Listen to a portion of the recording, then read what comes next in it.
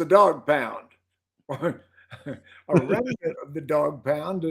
This is going to be the best episode of the Dawg Pound. This is just two old car dogs.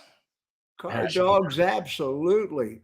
Well, right now, of course, April Simmons, Bobbie Heron, and Max Zanin are off somewhere plotting world domination. They're not with us today, and Yes. Jennifer had a technical problem. She might join us here in a moment. So Jennifer Briggs is still on deck behind stage, but I do have the world famous Jason Harris. Jason, what title did we give you last week? Do you I recall? don't know. It was Baron of something or Dominator of another thing. I don't know. I don't know. I have to get you a title that I can memorize. Today we're going to talk about anything that comes to mind. What's going on with you these days, Jason? Well, what have we been talking about lately? You know what? We've been talking about the proverbial revolving door.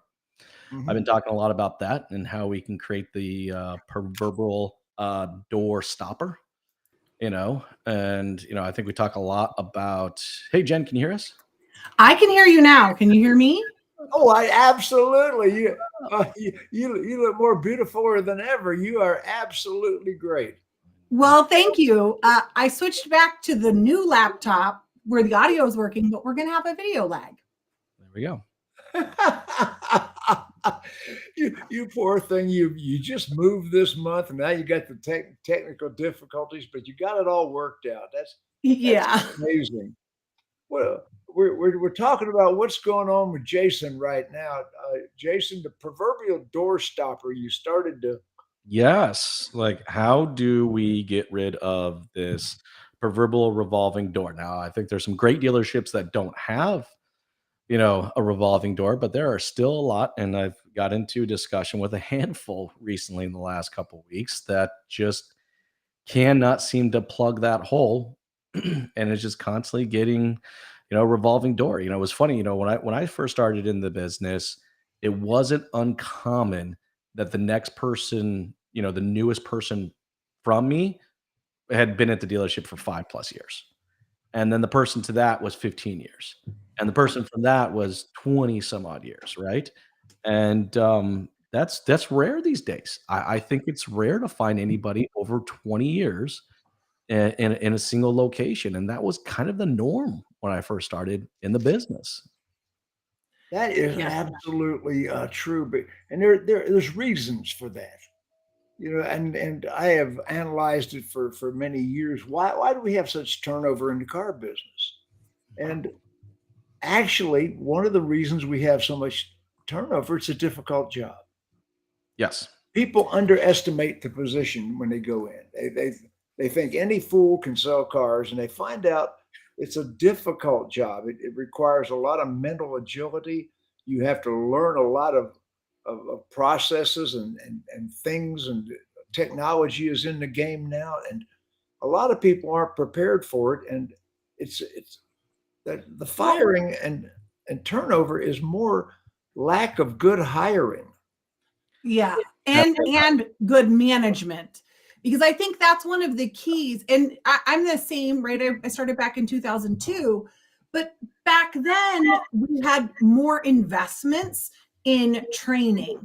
I was at a Cadillac Automobile Pontiac GMC store, and we had manufacturer reps in, or they were SFE or EBE training program coordinators in at least twice a month, training our teams to make sure that they were professionals. And our managers had a bit more of an investment. I think part of one of the main reasons for high turnover on the sales floor is that we don't have the right managers in place or trained properly to actually grow a staff in today's market conditions. Well, I think that's a great point. And it's also like, what are they actually managing? I got to be honest with you. I've consulted with a lot of dealerships. I believe that I am very safe to say, all right, that less than 20% of dealerships out there have documented processes. Do you know what I mean? So I think that's being generous. Managing. So then the manager ends up managing the people. And that's just a horrible place to be. And now you're micromanaging people. All right, you're managing them on a day by day or sometimes an hour by hour basis. Did you do your calls? Did you do your calls? I just checked the report. You haven't done your calls yet. I'm going to tell you that they don't know how to manage. I have spent a whole career training managers how to be managers. And, I don't view myself as a sales trainer. I'm a management trainer. Right. Because, and the reason I'm a management trainer is because most management trainers aren't qualified to train. Well, and the thing of it is it has to be a train the trainer style. And this is what I tell my clients all the time. I'm like, look, I would love to hang out with you. And some of them we have had partnerships for 9 years since I came out and started doing consulting, but I don't want them to need me. I want to equip their team to be able to continue and grow, whatever that trajectory is after we achieve our goals. They should be equipped. And I mean, think about it though. When we were coming up, nobody wanted to teach you. Like if you think about the GSM to a new car or used car manager, if they asked questions, it was a problem. Nobody wanted to train them up and teach them. We have to, as leaders in this business, we have to train ourselves out of a job, regardless of what position that you're in.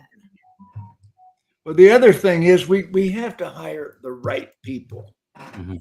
I mean, we are so into desperation hiring. We will hire anybody that accepts the position. Right, Well, right, 10, that's what the ads say. Got a pulse? Do you breathe? right. Put that mirror under there and see what you've got. All right, you got a job.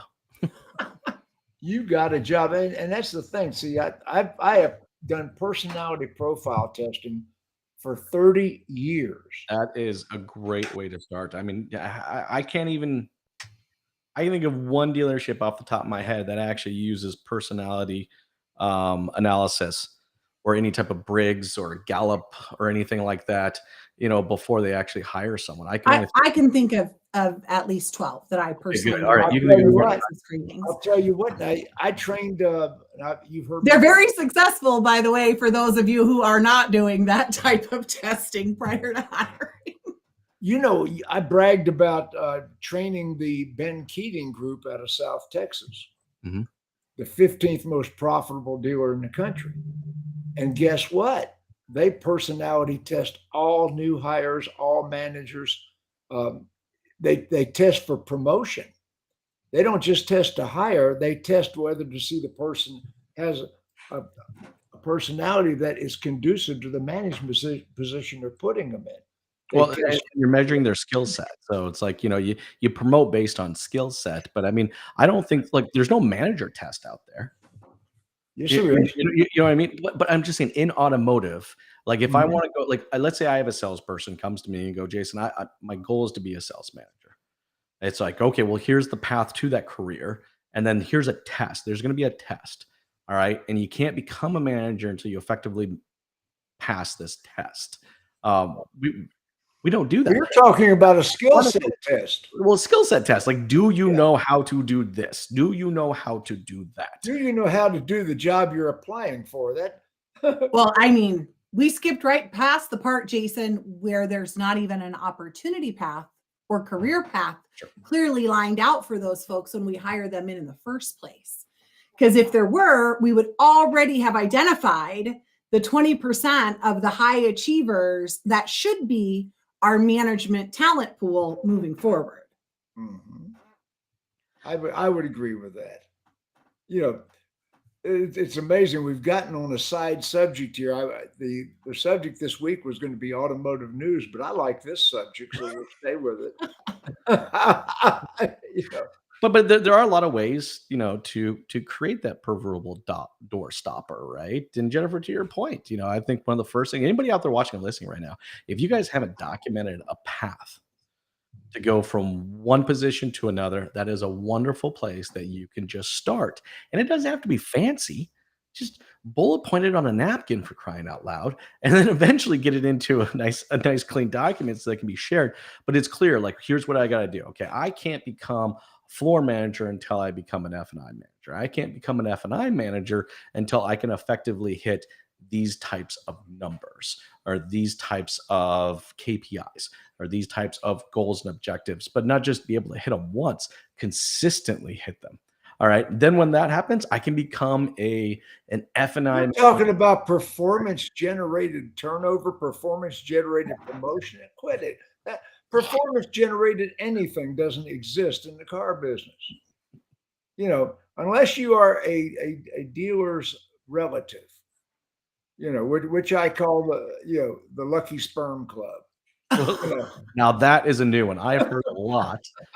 I'm going to start using that one, Jim. Thank you so much. Lucky sperm club, you know, unless you are a dealer's relative, and there are a lot of second and third generation dealers who are absolutely the best in the business. They are really good, but there are others in that club that the only thing they ever did in their whole life was win a race with 5,000 other sperm cells. I'm going to make a T-shirt for this. I want a T-shirt that says this. I won a race. I won a race and showed one little sperm cell out in front. I know it would be inappropriate to put another one bites the dust on the back of it. Yeah, one little sperm cell out in front. I won a race. Now I'm a manager and. But no, I mean, you know, what's funny is you know, typically I find in most dealerships, all right, there usually is a superstar, and that superstar can exist on the sales floor. There's usually a superstar sales manager within the group. If there's 4 or 5 managers or 10 managers, usually one of them's a superstar. Same thing with the F&I. There's someone that usually is just carrying the rest of the team. Is that what you mean? And we don't ever take enough time to kind of reverse engineer that backwards and go, why? Right? You know, we're satisfied with the superstar culture, right? Like we're actually okay with that. You know, it's okay that this one person's way up here, like this middle of the group, and then we have this below group. But some of the best dealerships I've ever worked with or had the opportunity to visit, they don't look at it that way, right? I mean, they actually measure themselves off the worst performing individual, not the best performing individual, right? And everyone needs to be elevated up together. Well, look at dealer principals and 20 groups. Yes, there you go. 20 group. I have spoken to at least 120 groups, at least, and NCM and NADA, Nichols Campbell Morrow and NADA 20 groups. And let me tell you something. They all gauge their success by what side of the page you are on. If you are on the right side of the page, which is the lowest half, that is below average. If you are on the right side of the page, you open the book and there's a left side and a right side on the page. The dealers on the left side are the winners. The dealers on the right side are the losers. And, you know, average is the exact point where sucks starts. Average is the exact point where sucks starts. There we That's go. A Zieglerism. That's a Zieglerism. I've said it many times. That's a Zieglerism. I mean, I own that phrase. Average is the exact point where sucks starts. Think about that. I love it. When you are a average person, you are the leader of the sucks.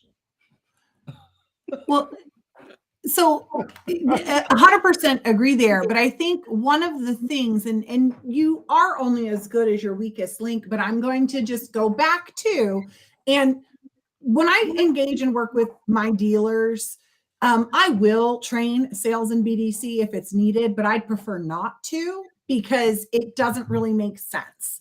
If their managers have not been properly trained in their job descriptions, their daily, weekly, and monthly roles to be able to be effective operators, it should be those managers' jobs or someone designated in the organization to make sure that the sales team is all being elevated, like Jason said.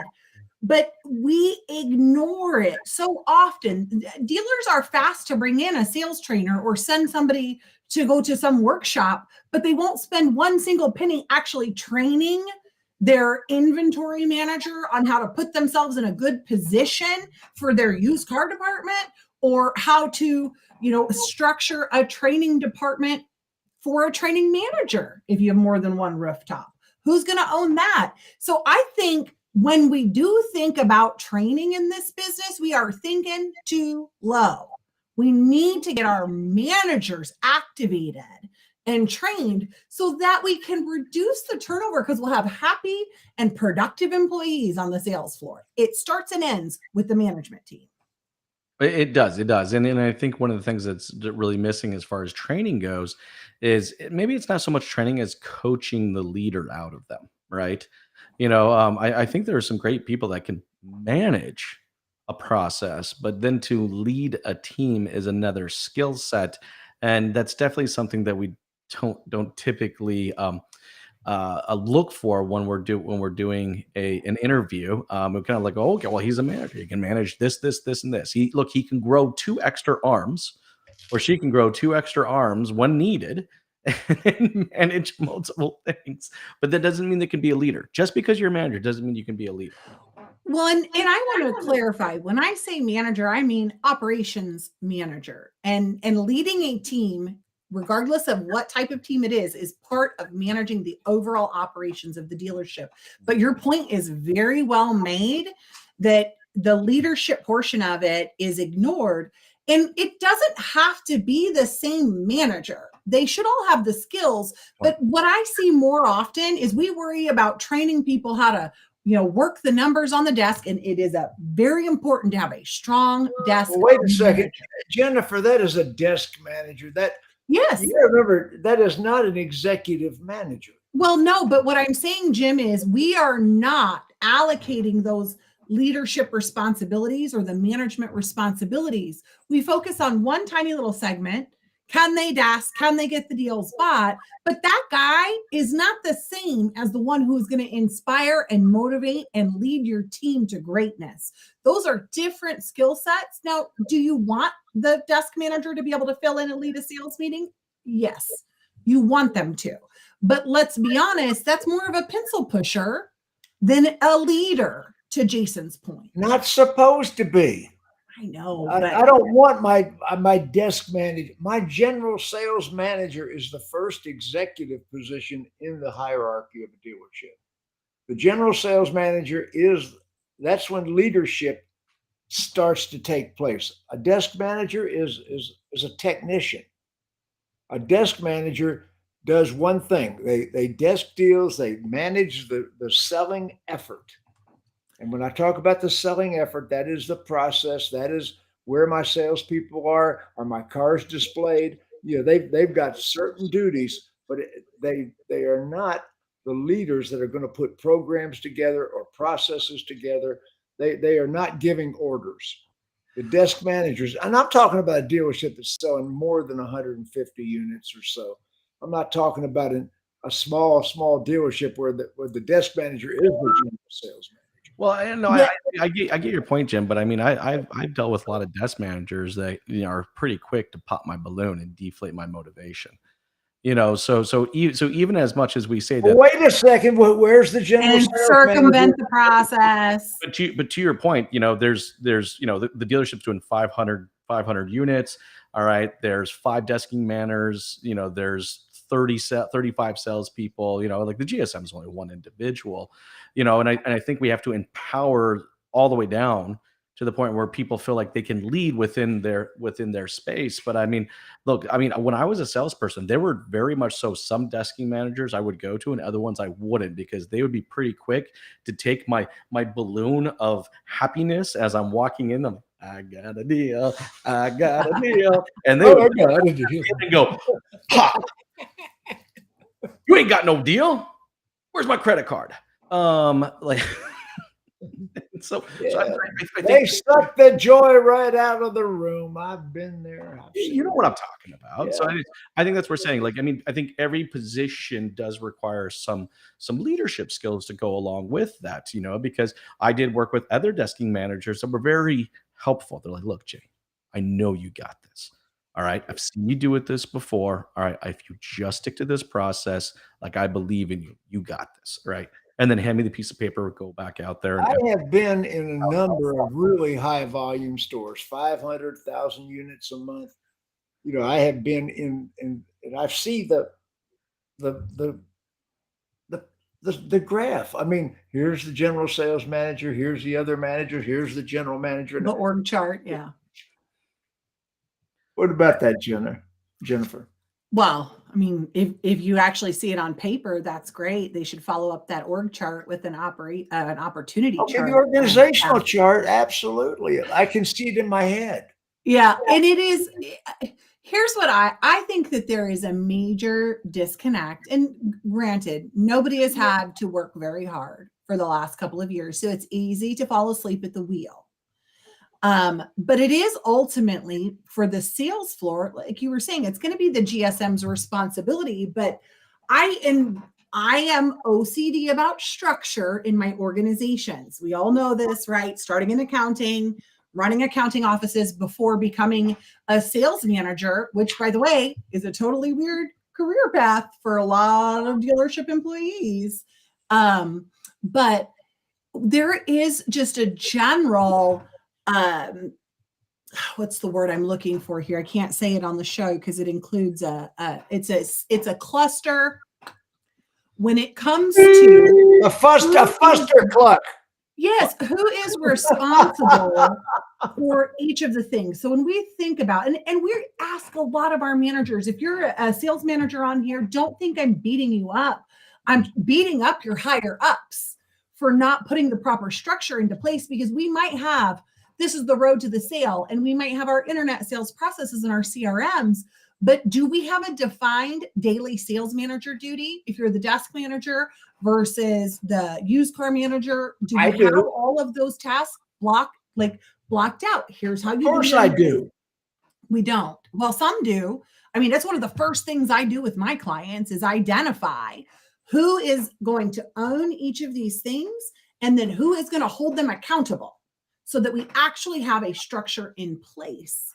So I think when you look at your org chart, you've got to decide strengths and weaknesses. Not everybody has to be great at the same things, but look at that piece of paper, or sit the team members in front of you in the conference room in your manager's meeting and be like, okay, visualize it, draw it on a whiteboard. You're going to own CRM processes and showroom follow-up. You're going to own, right? You're going to own the referral after the sale process. So, or you're going to own calling every single internet lead 24 hours after the lead comes in to make sure our team did a good job and took care of them. We have to put structure together in what we expect those managers to do, in addition to training them on the skills that it takes to succeed. Well, and to empowerment, right? Like, I mean, I looked at my job when I was a dealer principal. My job was to empower my staff, all right, to hit their success, but also give them the opportunity in a safe place to fail. I think it's, that's another, if I think about some of the reasons why these revolving doors keep revolving, all right, most dealerships I've been in are not places that I would feel comfortable making a mistake. And I think that's incredibly key. All right, when we're trying to get rid of this revolving door, I think that's like I know we totally changed the subject of this entire podcast, but this is fun, so we'll keep rolling down. There was actually an article about top-down culture and processes in Automotive News this week. Well, there we go. We're on. Okay, so yeah, but we're identifying things. We're identifying things. It's training the manager. It's giving them a place to become a leader that they can grow into, a space, whatever their space is, to become a leader. And then I think now it's about empowerment. Is this a safe place to test and push the process? To Jennifer, to your point, right? I might be ultimately in charge of that process, but can I break it? Am I allowed to break it? Am I allowed, how far am I empowered enough to look at it and say, you know what? If I go right instead of left, I think I might get there faster. Am I empowered to go try that? I think that's just one more element Jason, when I teach a sales manager seminar, one of the things I say is my beloved Atlanta Falcons, but God bless them, I'm not going to use them as an example. Let's go to Kansas City, Patrick Mahomes. Okay. Okay, Patrick Mahomes is playing the Green Bay Packers, and all of a sudden the line breaks down. I mean, here comes the blitz. His line breaks down. They can't hold him, but they had a play they were supposed to run. But Patrick Mahomes, what does he do? He scrambles.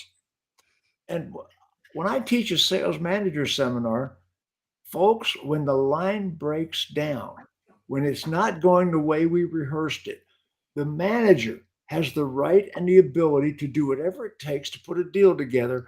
The manager has the right to scramble. Salespeople have no right to scramble. They're linemen. They got to run the play. But the manager can do whatever it takes in my processes to make the deal. When the line breaks down, the quarterback scrambles. Is that pretty much what you were Well, looking no, to say? and to your point, I mean, how many times do you have to scramble until you figure out that that should be the new process? That should be the new play, right? So that's what I'm saying. I think through empowerment of our team, we give them that ability to scramble, all right? And at these No, I disagree with that. I don't empower the salespeople to change the process. I mean, managers No, own. yeah, I think what Jason was saying was if that's that quarterback, the manager is scrambling so frequently and it's noticed in a pattern that it produces better results, that you change the playbook, I think is what Jason is saying. Yes, 100%, 100%. And it's like, are we able to do that? You know, I mean, I've seen broken processes that I've sat down and consulted with dealerships, and the entire management team agrees that it's a broken process, but it's the way we've been doing it for the You last. know, Jason, I was at a Chevy store in Greenville, North Carolina, and I mean a big Chevy store, and we were rocking and rolling. We got that store up to about 300 units. It wasn't the biggest Chevy store, but it was big enough, especially for Greenville. And a sales manager we hired came up to me and said, "Jim, I just left the biggest Ford dealer in the state." I said, "Wonderful." He said, I said, "You're the guy we're looking for." He said, "Let me show you how we pencil deals over there." So he showed me this intricate pencil. I said, "Man, that is unbelievable." I said, "That's the way you do it at the number one Ford dealer in the state." "Yeah." I said, "That's really great." And he said, "I thought you'd like it, Mr. Ziegler." I said, "That is good, but we're not going to do that here." He said, "I thought you liked it." I said, "This dealer has spent $100,000 through the years to put a process in this dealership. He's paid me handsomely to do this. I like your pencil." And we may incorporate that pencil into the process. We're going to have a meeting. We're going to discuss whether we want to do that. But you're not just going to come in and dump it on the people. Because most managers in most dealerships, now you dealers out there, listen, dealers, pay attention. You hire superstars. You manage by superstars. And you bring in a superstar, and the superstar brings in his team or her team of Yep. people from wherever, and all of a sudden they pump up the numbers. But then you get pissed off because the superstar's a prima donna, and you fire their ass. Guess what? They take their team with them. Now you are in total. The process rules. The process supersedes the individual. You come into the dealership, you don't make us adapt to your process. You adapt to our process. And if you've got some good contributions, then we will incorporate it into the process. Well, Everybody that's, follow? I mean, the process is organic. It's an organism. It's constantly growing and evolving. And it should be that. Too many times I've seen where the process is, it's written in stone. All right. The dealer principal came down from the mountaintop with 2 tablets in their hands and said, "This is how we will do business from now and forever on." You know, that doesn't work. To your point, it needs to be something that can be evolved. And they were worshiping a pagan idol down there, and we had to slap their ass. I remember that. I read that same chapter. That was Charlton Heston. Charlton Heston, yeah. Oh goodness. Okay. training. Ultimately, I think it's going to be even more important, and I'll tie this back to another one of the articles from Automotive News this week. It is going to be even more important as we look into the second half of this year. We've all been very, very lucky when we look at Q1 numbers and sales across the country, right? Everyone has been lucky. Even our not so favorite folks at Carvana look like they might be skating past some predicted losses. But what is forecasted for the second half of 2023 means that the ones who are getting more efficient, start to finish, customer experience, vehicle acquisition, right? In overall, looking at that, the ones who get more efficient are going to win. We just saw that Lithia topped the charts for the most used car sales. Oh yeah, Number they took the trophy. Yes, they did. They took the trophy. Now there was a change in the metrics for anybody, right? Because no longer are independents on that chart. We'll see the independent list at the end of this month to see what independents. CarMax sold their only franchise sometime last year, or last franchise. Their last franchise. Yeah, so they have or their new car franchise, so that they are no longer included in that, because they sat at the top forever and ever and ever. So now we can see we've got Lithia, we've got AutoNation. We look down the list. Actually, Morgan Auto Group was number 10. Isn't that awesome? I love Brett Morgan. He is absolutely an innovator. Yep. And he's been on the show with us before. But when we talk about process-driven organizations, it is important to look at those types of things. And granted, you know, we've got interest rates doing what they're doing. I was really excited to see that at least one of the OEMs is really pushing a new model under $25,000. But What? Chevy is really, they've decided to push the Trax. It's going to be their number 3 volume vehicle for the year. I remember when you couldn't give those things away.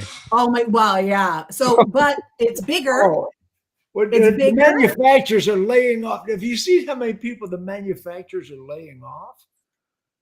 Well, I didn't read about that in there. I may have skipped over that part because This is laying off about 30,000 employees. 30,000? Yeah, I think I read that correctly. You know, I've got it on the sidebar. I'll re-research it, but I think they did. That's scary. That's a big number. That's a huge number. Okay. Let me see here. Well, even more so of a reason why we should be talking about the revolving door. Ooh, I'm freaking out here. 30,000 people. That's crazy. News like that gets people concerned, you know, and rightfully so, you know. So it's, you know, I think, you know, going back to the original topics, if that is the case, I mean, you know, how do you get in front of stuff like that? You know, what is the communication strategy? You know, I think the one thing that was learned in the last couple years by almost all operators, and I hope they continue to do this, is this over communication to their staff. What was going on, what was happening, and you know, and it was funny, it's because like I thought that was amazing. We're actually communicating on a very regular basis, you know, and just I think one more way to remove or get rid of that revolving door is still maintain that level of over communication. You know, if that headline is true, and one of my here I got it right here. All right, let's hear it. Washington, April 26th, Reuters, Chrysler parent Stellantis said Wednesday it's offering voluntary exit packages to 33,500 U.S. employees. Wow. It's huge. Like, I mean, if you have that OEM within your group, what are you communicating to the staff right now? You know. Well, I'm looking at that, and you know, General Motors has a similar layoff exit packages. voluntary exit packages. I think the voluntary is going to exit before the hammer comes down on the ones. Well, it's already scary right now with a lot of these. I mean, the rise in recalls that we've seen as everybody's been rushing to try to produce inventory now that we have a little bit of relief in the supply chain. So are we going to be right back to it's not the supply chain issue, but now there's going to be a human capital issue. And I think what's interesting is I do agree with you, Jason, that we need to make sure that we are communicating, that our team is actually feels like a team. But I think one of the things that drives me absolutely crazy when I'm in store with my dealers are the ones that meet themselves to death. So I know we've implemented using Slack for a lot of our dealers, which is great too, because some of our clients have, put their own BDCs together that aren't physically in the store, right? It's great cost savings. They're still dealership employees, but a way to keep that, and you can build channels for each of your departments, no matter what tool is used. When I was at Feldman, we actually, the company got bought out, what was it called? It was MotoFuse before Auto Alert bought it, but it actually had a really cool integrated team calendar system. So if one of my service techs was a member of the Lions Club and they were doing a pancake feed, it could be messaged out to everyone on the team, everybody's birthday. It was just a really cool way to be able to communicate amongst all of our locations. Yep. You got to find a way to keep that level up without the brain drain of meeting everybody or 1,000 emails, because then it's just white noise and it's not going to help. Well, here's the rub. You ready? Okay. General Motors offered voluntary. They just separated 5,000 salaried employees, 5,000 at General Motors, and they just laid off, terminated several hundred contract employees this past week. And they're still wanting to shave $2 billion from their budget. That's going to be more cuts. But one thing I saw as a little sidebar in the news, Ford Motor Company is shipping off the Nautilus and one of their other models to be manufactured in China. So all of a sudden, we're laying off U.S. employees, but I'm wondering how many people are eyeing China as the replacement for these employees once the stage has been cleared. It's definitely possible. I mean, I remember the last time that happened. Well, General Motors used to stick with Opel, and Opel was a piece of crap. In my opinion, Opel was a piece of crap, but General Motors kept trying to introduce Cadillacs and other models that were built by Opel, and nobody, and they were terrible. Man. So I'm still seeing there's more to come, but I think Bill Ford, Edsel Ford, Elena Ford, you should be ashamed. I mean, you should hang your head in shame. Your family legacy being shipped off to China. And Bill, I know you personally went over when China opened up and negotiated a bunch of these deals. So don't hide under the furniture. You're responsible. Excuse me. I mean, no, it is. We all know that they're after the losses that they sustained last year. They're all looking to shave from the bottom line. But I think, and again, probably just being from the Michigan market, where during the last recession we saw, and even prior to, we saw GM close so many plants.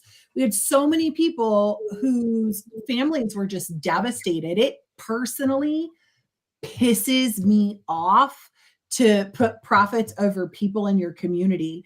You should be able to operate efficiently and get the output without having to cut your own throat. Because that's what it was. Because I tell you what, prior to that, I did not, outside of Ann Arbor, I never saw a foreign car on the roads anywhere in Michigan. After that, saw a degradation of the loyalty and propensity. It just, if you screw up my granddad's retirement, I don't care about buying one of your cars again. And I mean, if that is, it sounds like salaried, of course, that could be plants. On the Stellantis side, that's a whole heck of a lot more than the 5,000 with General Motors. Ford is moving to China. I mean, I'm looking at the headlines here. Ford is moving to China. What a Did you see the article about the top 3 exec salaries in the order in which they were? Oh, So yeah. Farley's bounced out of top 3 and was down to number 4. I think his was only like 14 point some million dollars last year. Who? Farley. Farley's making Your 14 best. He's in million. 4th place now. What's the gentleman who's heading up Stellantis now? Or no, was before the merger. Now he's head of AutoNation, CEO of AutoNation. He's number 1 because he's drawn a salary from both. Well, Ford's got a quote they took from Groucho Marx, and I got to use the cigar thing. If we don't sell too many of these, we might break even.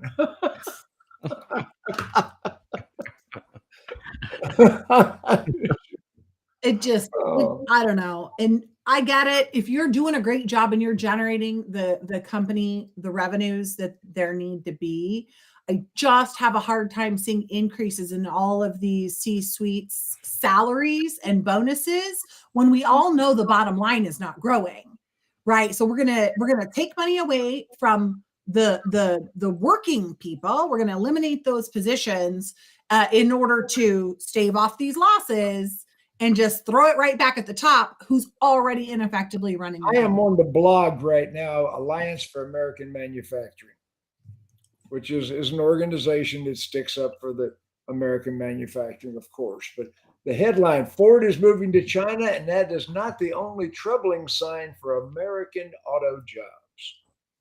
And this article is really something that will wake you up because it cross-references their points. It talks, and you know, I got to say, China's quality is so poor on the vehicles that they have manufactured. You know, that when they first took the Cherry to Russia, and we wouldn't let it in the United States, they took the in a 5-mile-an-hour fixed barrier crash test, all occupants died. Well, this is not the first vertical that we've seen this happen. It won't be the last. I'm actually surprised it's taken this long for more. Ford's got quality problems anyway. Now they're going to ship to China. Well, I think it's kind of funny. I mean, if I look kind of over the last 5 or 10 years, there's been this level of acceptance and quality. You know, I mean, I remember 10 or 15 years ago, it was there were very specific quality cars versus one's not so quality. And, you know, that's not necessarily the case anymore. It seems like there's just kind of like this they've found this medium line, you know, of quality, and you don't necessarily need to go too high, but you also don't need to go too far below that. I mean, I feel like almost every car is kind of sitting in the same boat these days. I could equally buy a Honda Civic versus a Kia Forte versus well, sorry, not the Chevy Trax. I can't wrap my head around that. Well, again, so side note, if you have not seen the 2024 redesign, okay, it's redesigned. Trax, it is now going to be more like the HRV. So it actually would probably fit. They've lowered the height, lengthened the wheelbase, and the width. So I might be able to fit into one. See, that's what I'm saying. So everyone is kind of, there's this kind of part element now that it's not necessarily quality that is the driving force to pick one manufacturer over another. So Ford's got awful quality problems right now. I mean, everybody's look how many. You know, Ford is leading the board, I believe. I'm not positive about that, but they are right up there at near the top of the board because Ford, they've got more stop sales, vehicles sitting on dealers' lots they can't sell for this recall, that recall, and these are These are serious problems. That Chicago plant's a nightmare. Well, yeah, that's what it was talking about is they're rushing through so fast. And I mean, okay, we're going to go from no inventory, custom orders only. And then I'm going to hurry up and try to get inventory out to my dealers because because Kia's got it, Nissan's got it, Stellantis has got it. I got to get caught up, and this is what you're dealing with. I don't think there's much surprise there, but I mean, everybody is having the same problem. I mean, the good news for the dealers there is that if you can staff and put in place a second shift in your service department in order to increase and actively go after all of that recall business, there's a lot. Get it. No, that could be a whole nother podcast topic in itself, because I'm going to tell you that the fishing hole that is recall and warranty work is very, very heavy right now, and it doesn't take a whole lot to drop a line in there and pull up $600 here, $1,000 there, $400 there, or a Hyundai motor, $7,000 there. Well, like the Buick Envision, the Envision model of Buick is assembled in China. Now, that's different than the 2024 Nautilus Lincoln is going to be entirely built in China. You see the difference? Yep, assembled versus built. That makes sense. Yeah. There's a number of U.S. cars that are partially or fully assembled in China, which I disagree with wholeheartedly. But now we're going to start building them in China. That is absolutely incredulous. What other news you got, Jennifer? Well, I really was, I'm always fascinated and obsessed with used cars. So I really thought that looking at the list, and really one of the biggest things that they're attributing Lithia taking the top spot is having a good acquisition strategy. And I'm like, okay, duh. If you have the right cars that you can actually get customers financed on, it's so crazy. And here's the thing. I threw out last week or the week before on Facebook a little, hey, freebie, I want to test this across CRMs on a 90% automated acquisition process, not a separate software. This is a process I've installed with several of my VIN Solutions dealers and been wildly successful while reducing costs over the last 2 years. And I threw out a freebie on Facebook, and I did have about 5 people raise their hands. I don't have any access to CRMs yet, but it's so crazy that when we look at this, we're not, oh, no. I got a buyer. It's going to be fine. Is it? Do you really even have a strategy? What percentage CPO are you targeting? What percentage subprime are you targeting? Do you even have a process? What department of the dealership is most liable, that has more legal actions against the dealer? What department of the dealership causes more legal problems than any department of the dealership? I'll throw that to Jason first. Say that one more time. What part of the department does what now? What department in the car dealership causes more legal problems, more attention, more deceptive trade practices? What department? Which one has more? F&I. F&I. F&I. Jennifer? I mean, I want to say used cars, but I would hope that it would maybe not be, possibly service department. I don't know the service. I was going to say F&I. I do a lot of, yeah. I was going to say F&I is causing more legal problems. And once again, and I'm self-serving here, they're not trained. Well, they're not trained, and there's kind of a blind eye mentality in some degree. Look, not for everyone. So if you're watching and listening, I'm not saying this is you specifically, but I'm He's just talking to you. Own it. Yeah, if you all feel right, fine. He is probably talking about you. If you don't like me making this comment, it probably is you. But there is this kind of blind eye mentality when it kind of comes to the F&I. You know, if someone is booking, you know, this much gross on a per transaction basis, there's kind of like, well, how are they doing that? And they're kind of like, well, I don't ask, I don't tell, I don't know. You know, like it's just, you know, Well, the reason I said that is I've got the first F&I school I have done in 5 years. it's gonna be fun. It's been 5 years since I've done an in-person F&I school. 13th and 14th of July, Atlanta. Text me or call on me. I'll be But driving down. I'll come. but To I'm limiting it to 30 students. I'm not going to try to knock it out of the ballpark the first one out. But Well, I think that's a great size. I know, you know, I was trying to come to the last one you had scheduled and it had to get canceled. So I had to do the virtual. So it's going to be great. I am It's so looking forward to it.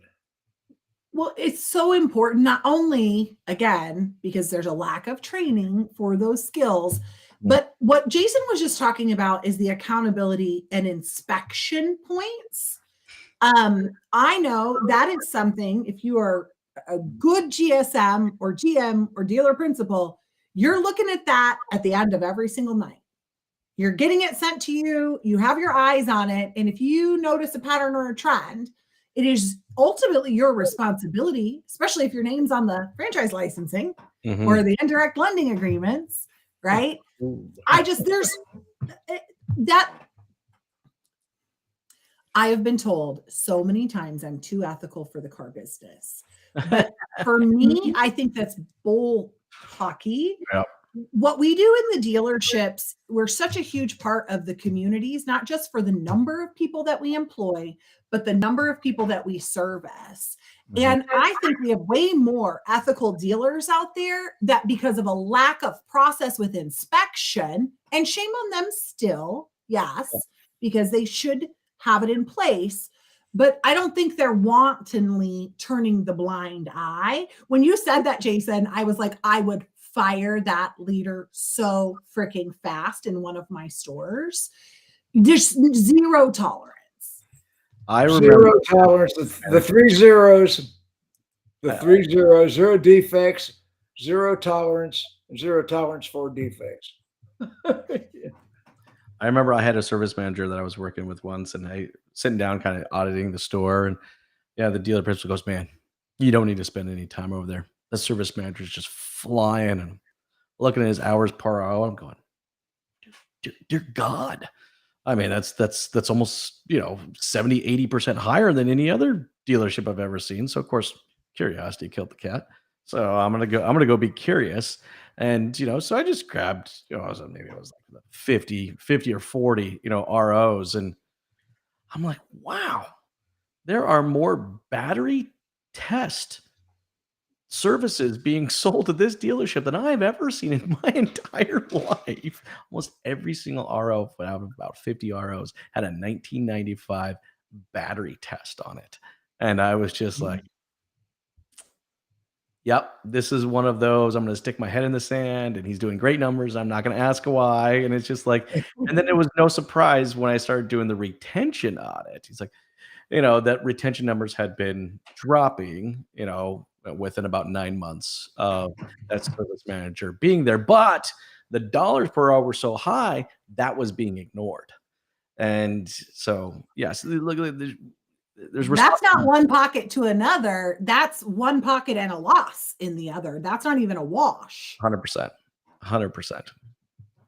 But those are I have seen so much in 48 years. I got to tell you. And it's amazing. We started out talking about automotive news, and we tried to get back on the subject a couple of times, but this conversation went where it went. Yeah, those are some of the best ones, though. Yeah, we are just talking about whatever we feel like today. Half the Dawg Pound is out doing World Domination somewhere. April's got a management session, and she's still Yeah, active. they just bought another store, didn't they? I think they just bought another store, so she's helping launch the other store. Bobbie's working in a dealership, and Max is speaking at the Agent Summit. So The fun thing about my F&I seminar is I've got one company that is at the Agent Summit today that wants to sponsor the seminar. That's kind of interesting. That is interesting. This is Did you see the article, Jim, about the video F&I managers? Yes, And I did see that article. Yes. yeah. And I wish because we kind of talked about this a little bit last time when I brought it I brought it up, and then of course. Well, tell me about the video F&I manager. Is this an AI application or is it well, it's just integrated through several different applications. And I know there was JM&A has one that was noted in there, but basically, again, like we've said, one of the failures of DR is that when I'm signing a contract for a $60,000 vehicle, I've always advocated Zoom in the eye. broadcast. So this will give them the opportunity either through Zoom or through wherever secure platform. Well, I've been advocating that from the beginning, long before anybody else got on it. Oh yeah. That we needed to have a video contact like a Zoom broadcast. I think Drive Centric actually has one built into their CRM. Yeah. You know, and yeah, the ability to reach out to a customer with a Zoom broadcast. If they're going to be e-contracting online, you're going to have to get that customer to zero moment when they make the decision. You can't for the dealer track side. I think they're integrating with Active Engage, Jim. But they noted a couple of different ways to do it, and it was a 2-page spread, I think, if I remember. That really is talking about that is because if you don't get on board with that, you're going to see diminishing PVR when you're looking at that average per car, and it's a way to get ahead of it and make sure to still give, a great way to be able to service your customer.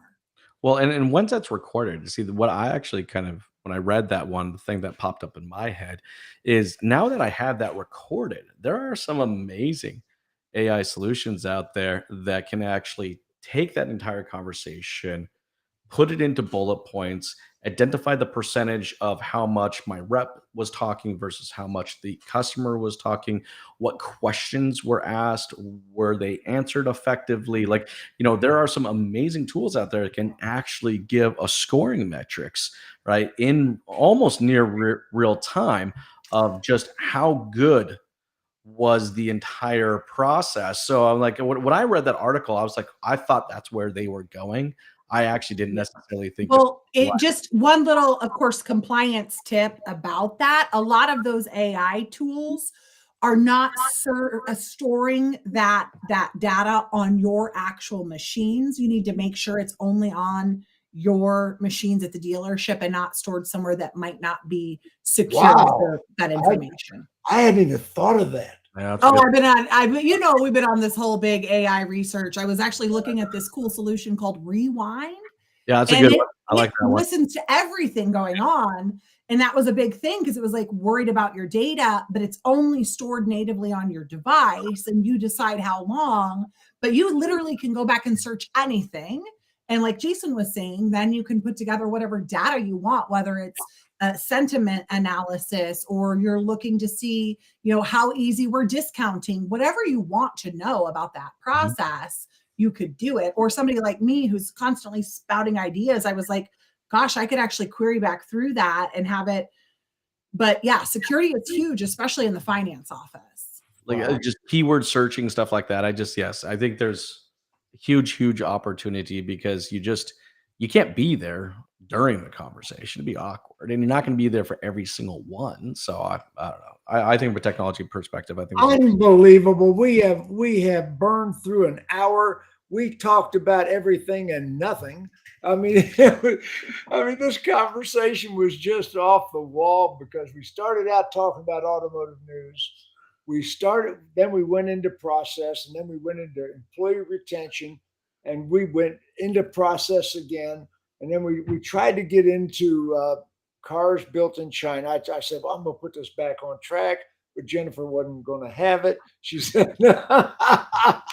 So this conversation has been all over the place. I'll have to rewrite the disclaimer on it. I love it, though. I love it. But we have really done an hour, and I really appreciate the fact that the three of us had a chance to visit with each other. This is, Which was fun. Usually when there's six of us on the screen, which is most weeks, plus two guests or three guests, whatever we have, we don't get to have the individuals spending as much time on screen as we had today. Well, that's why Okay. thank you so much. Yeah, we don't have Everybody wave anybody goodbye. arguing with us and telling us we're, utopian and not realistic. And Well, Wave no one uses goodbye the audience. expression.